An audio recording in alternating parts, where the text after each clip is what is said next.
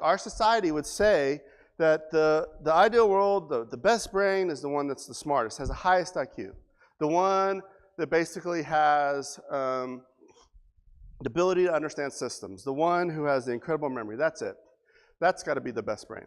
Well, what's interesting is when I learned about all this process and learning about the brain and sort of this idea of what's the best brain, what Dr. Bruce Perry said was really the thing that really impacted me the most. And it's that the ultimate sign of brain growth, the best brain, is the one that seeks out connection with others. Like, that's the true definition of a healthy brain. The true definition of a healthy brain says, I want to be in connection with you. We have this thing, it's called a social brain.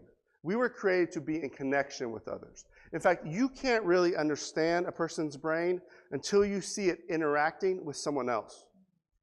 When I'm in isolation, my brain is only working like 50% capacity because the reality is I'm not having to interact with another person.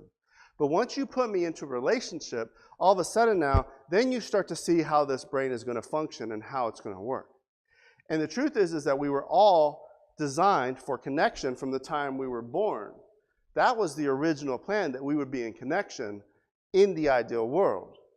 And so when we talk about this idea of the healthiest brain is the one that seeks out connection, the reason we know that is because what happens to a brain when it's isolated? An isolated brain is a terrible predicament for a person. Isolation can breed anxiety, depression. Isolation can bring on addiction. An isolated brain is not a healthy brain. A brain that has turned itself in and doesn't seek out the connection, the interaction with others, that's not a healthy brain. So the healthiest brain is the one that seeks out connection because we were designed to connect. We were designed to be in relationship with someone else. When I think about what I want for my child, when I'm like, oh, what do I want for my child? A lot of times, I love a lot of the nonprofit organizations. They say, well, what do we want for our kids? Well, we want them to be contributing members of society. That's what we want, right? Or we want them to enjoy a happy and successful life. That's what we want.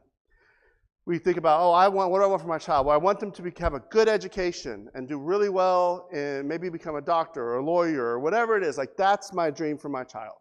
Well, let me tell you what my dream for my child is since I've learned all this thing about brain chemistry, brain development. What I want for my child is that they have the ability to survive a marriage. Because I know if they can survive a marriage, they won't be alone. And that when they're in connection with someone else, they will be doing so much better than if they're by themselves.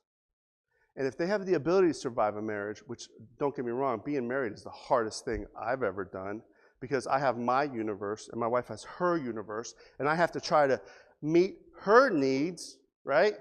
But also meet my needs, and I have to meet my needs in such a way that I'm not a jerk, that she doesn't want to be around me. And so now I have to try to figure out how to do this. How do I meet her needs and show her and be there when she needs me, but also have to meet my needs, because if I don't meet my needs and I'm just going to become a doormat, that's not going to work, and I'll become, then that's going to fall apart because I still have to sort of meet my needs. And so I have to learn how to do this terrible, difficult, amazing dance with this other person of how are we going to make this work? And it's hard.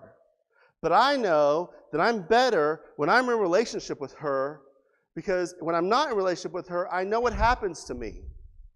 I know depression. I know sadness. I know isolation. I remember that. I remember those days of being single. I remember the hardships of not feeling connected to someone. And now, however hard it is for me to be in this relationship with someone, I know that I'm in a better place here, even though it's rubbing me raw and it's hard and it's triggering me with stuff, the stuff I don't want to deal with. I know that I'm in a better position when I'm in a relationship with somebody else than when I'm alone. That the healthiest thing for my brain is to be in connection with somebody, even though it's hard and difficult and frustrating and drives me crazy sometimes, and I don't understand, and I think, how is this ever going to work? It's because I know that she's in the same position I am, and she's trying to figure out how to manage this too, but we're in the best position possible when we're in connection with someone else, because that's the way we were designed. That's the way we were made. We were made to be in this relationship that reflects and connects and allows us to have this connection. I just redefined it for you right now. of what the healthiest brain is. It's not IQ.